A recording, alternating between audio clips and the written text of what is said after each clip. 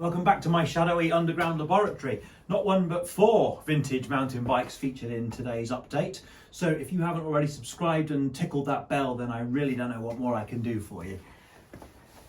So the retro bikes we're looking at tonight, in no particular order, are this about 10-year-old, I think, as we established in its earlier video, Scott Genius, which I'll update you a little bit on in a minute, and is going under the knife for some further routine maintenance. The 97 Hardrock that you'll have seen, which is my free bike giveaway, which I've now found a home for, so I'll update you on where that's going.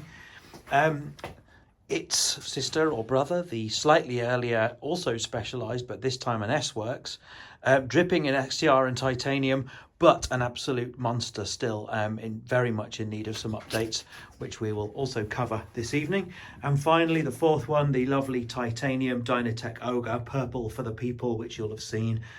Actually, I tell a lie. As I was rummaging around in the bowels of the shed, I also remembered this lovely Bianchi Doss. It's a silly name, I know. Those of you that have seen this channel before will recognise it as my late 90s, early 2000s, cobbled together Franken bikes / beta / rolling parts bin. This also is in need of a little bit of updating. I've got some parts here which I want to add to it, so that can go into the mix for this little winter tinkering session. Right, before we get some heavy tools out, just a very quick update on this Hardrock. Those of you that got in touch to suggest places where I might want to donate this, thank you very much. Please be assured it is going to a good home. Where I'm actually taking it is the charity bike shop in Chorlton in Manchester. Anyone that lives in the northwest of England should be familiar with this shop. It really is wonderful, and I should go and film in there with their permission at some point. It's for cyclists fighting cancer, which raises money for children with cancer. I'm hoping that they will make maximum profit by selling this bike in their shop. Obviously, they're not going to need to spend any time or money on it, so all profits should go to the charity. Cannot recommend that shop highly enough. For another reason, as well as the fact that they're taking this lovely bike and making sure it goes to a good home, also the fact that the stuff they sell in that shop is amazing. Somebody donated, for example, this control stem. I mean, anyone that's into late 80s and early 90s mountain bikes will know that this is a bit of quite serious bling, and this was just in a greasy bucket full of used parts that somebody had given away for free for the charity. So thanks to them, thanks to whoever donated this. I paid a fair price for it, and now it's going to go on this, the Ogre. So as promised, a quick update on this Scott Genius. I had a great time giving this an absolute hammering in the Peak District this week. As we film this, it is November, so the mud is everywhere. It was nice and cold and wet. This bike actually, as I said, there's a lot more that's good about it than bad. Yes, the shock definitely is as knackered as I was warned it would be, but the rest of it's pretty much fine. I think I've pretty much tackled everything else on the bike that needed some attention. I'm going to put some proper pedals on it. These were just some throwaways that I put on it, so that's a little investment I'm looking at. I'm also going to convert these tyres to tubeless because it's a bit sketchy going out in the forest with inner tubes. What else? Gears seem to be running fine. The fork is fantastic. I mean, these Fox forks are a great thing to have, especially when you get given one for nothing. So yeah, with the shock, what I actually did, you'll have seen in the video on this bike, I found out that in order to take my weight, you need to pump this thing up to about, well, literally more than 300 PSI, and that's not an exaggeration. Astonishing. And even still, when I get on the thing, it sags. So I found a sort of solution. The first thing I did when I took it out was I used this twin lockout that the Scott came with as standard. You can run it fully locked out for climbing, which really makes it perform like a hardtail and is very effective. You can reduce it slightly, which is what I did, just to stop the thing from sagging and bottoming out too easily. But what I did do is avoid fully releasing it because that just made it too soft, even when pumped right up. I think the next solution that I'm going to investigate is fiddling with the rebound damping. I don't even know which of these it is. I'm going to have to Google it because I'm also told that if I can dial that a little bit up, then the sag won't be quite so pronounced. And also I think I've had to adjust my style of riding a bit because I've never had a bike with this much suspension travel. So that's the update on the Scott. When I've finally worked out how to sort out the shock, I think this is going to be a fully usable and fully sorted fun bike. Certainly not up to the standard of the more modern bikes of the, the most recent decade where technology has moved on quite a lot. But considering I got given it as a freebie, I am very happy with this. Also, just a quick update on this 94S Works. I'll probably do a separate video on this. Having watched a lot of car YouTubers, one of my favourite sort of subgenres of that is here's everything that's broken on my ... I'd love to do a here's everything that's wrong with my 94S Works, because whilst it is a great garage queen and looks fabulous on social media, close up it has a lot of things that need attention.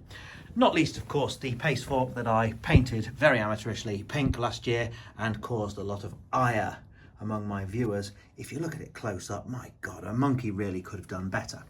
So stripping this off and having it done properly is going to be one of my priorities.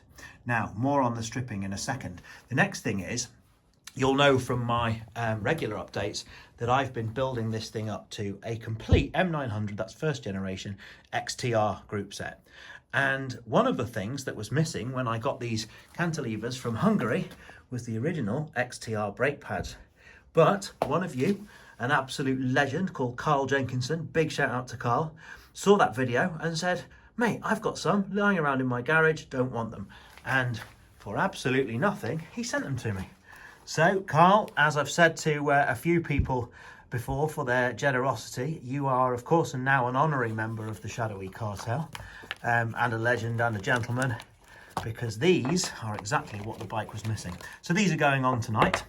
They've still got a bit of life left in them. I believe Carl informs me that these were originally on a GT Zaskar, which is an absolute fantasy unicorn bike of mine. It's on my bucket list. A Zaskar with full M900 XTR. It breaks my heart to imagine where that ended up. I didn't want to open old wounds by probing Carl too far on the subject. Anyway, thanks again, mate. These are going on, and then the rest of the S-Works is going to get talked about. Right, onto these cranks. This is the reason why I've done a bit of shopping recently. You will remember, I'm sure, that these cranks are in a terrible state. The chainset side is even worse. And what they actually need in order to get them back to any kind of decent finish is not just hand polishing, but I think sandblasting. And so I've been to Screwfix, and look what I've bought. So this is a big fat, I believe that's its technical description, air compressor. It's a Stanley one, God knows what its specifications are, but it's a big one, it's noisy, it's industrial spec, and it comes with attachments including a sort of domestic sandblasting nozzle. So that's going to be an experiment for the winter, which I'm going to try out on the XTR cranks and the pace fork. Although, as I've said before, I should probably experiment on something a bit less valuable first. So watch this space on that. What I'm also going to use this thing for, as many of you have suggested, is for blasting off rubber grips when doing things like taking off handlebars, such as when fitting this control stem. So that's going to happen tonight. I dare say the noise from the air compressor is going to wake up my kids and everyone else's kids, so we're going to have to see how that goes. So with the help of the air compressor, I'm going to blast off one of these grips, hopefully without damaging it. Slip out this handlebar from this non-front loading Zoom chromoly stem and replace it with the control stem I got from the charity bike shop.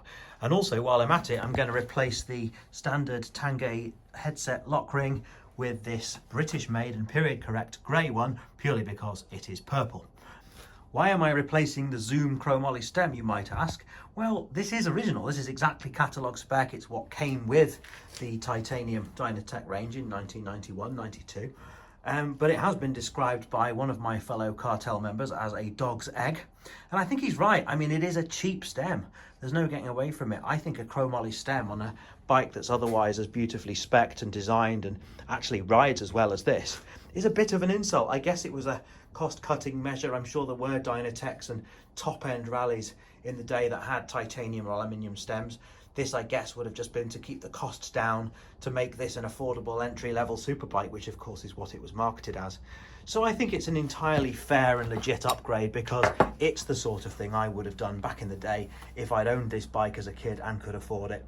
The control stem, of course, as seen on real superbikes, is going to look great on this. It's not going to change the geometry in any way, and it's probably not going to shave off any more than a couple of grams of weight, but it's going to look the business. But before we get too technical, here's that one last little upgrade that I wanted to make to this old Beta, which I couldn't resist for the simple reason that the Kona Project 2.4, which I've decided is staying on it, has got these superfluous canty bosses that aren't removable underneath these rubber bungs. It's also drilled at the top, which is going to prove it to be very useful, as you're about to find out. Because what I'm going to do to it, which I couldn't resist, is put on one of these very hip and also very practical half-size pizza racks. I've got one of these on my town bike, which I keep at the office and buzz around town on, picking up shopping and so on. This plus a bungee cord is incredibly useful, and will turn this bike into something even more practical for very little cost. So let's get cracking.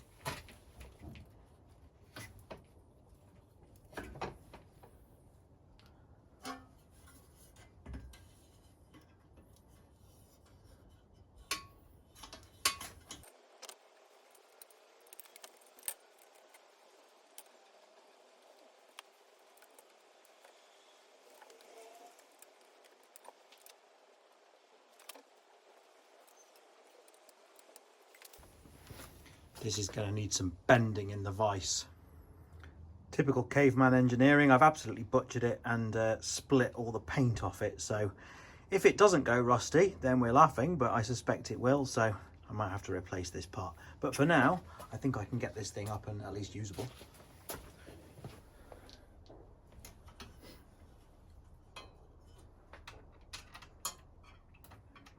Voila! Even having to bodge it was a very quick and simple job. Yes, there's an exposed canty boss there where the brake would sit, but this was never meant to be a beautiful bike. And yes, that bracket there, as you can see, has been bent using hammers and a Black & Decker workmate. So not the prettiest job, but again, as per the DB's Retro MTB Workshop 1 meter rule, stand back and it looks cool. All it needs now is the custom red bungee cord, which is just going to live on the bike, and then this thing's going to be a multi-purpose load carrier. Tasty.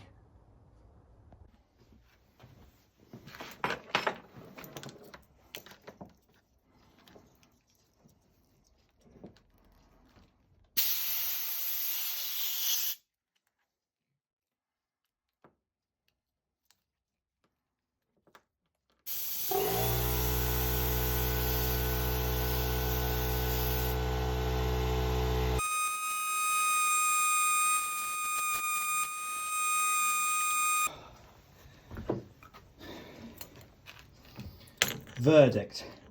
This thing is louder than 10 Krakatoas and does not get rubber grips off handlebars. And I know I've seen a bunch of people on YouTube doing it, but I just tried and failed. Squirty water bottle, however, thanks Gary's project, works every time. So far, this was a very expensive turkey. Let's hope it's better at sandblasting.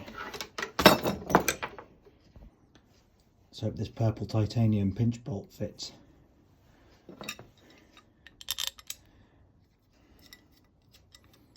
Nice.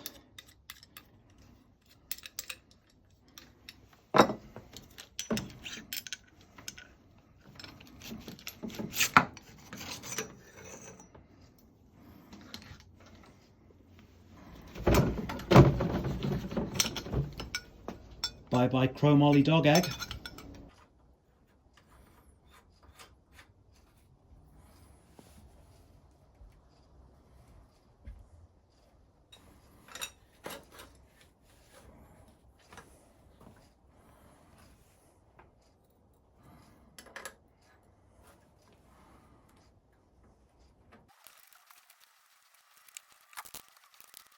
Another lovely, satisfying bit of winter tinkering. This grey lock ring for the headset makes absolutely no difference, probably adds weight, certainly doesn't make the headset any easier to adjust, but it's purple and it looks nice, and it was made in England in the 90s and it was expensive, so really, how can you go wrong? Likewise, the X-Lite top cap, all these lovely little touches just make me very happy.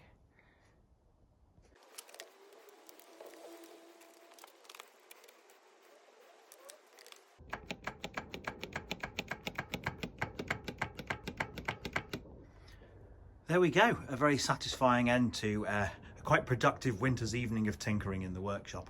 I'm going to end this video here as abruptly and with such a non-ending as its lack of beginning. Didn't really tell much of a story today, but next time and very soon by popular demand I am going to revisit this S-Works properly. I think the question of everything that's wrong with this bike is going to make a really interesting story. Because, as I'm sure you'll all have seen, there are loads and loads of restorations and collectible bikes like this one that clean up beautifully and do huge numbers and look fabulous on social media. But when you actually look at them really close up, which I'm going to do, you recognise, certainly in the case of this one, there's a very, very long way to go before the thing is actually perfect. In terms of rideability, for example, I've talked previously about the purple Dynatech that you've seen today. It's nowhere near as pretty as this. It's certainly not as valuable and certainly not as shiny because of all the, the sort of surface damage on it, but it's so much nicer to ride. And what I want to do is get this thing up to the same standard. So stay tuned. As I've said, subscribe, smash the bell, and we'll be looking at this in more detail next time. Cheers, bye-bye.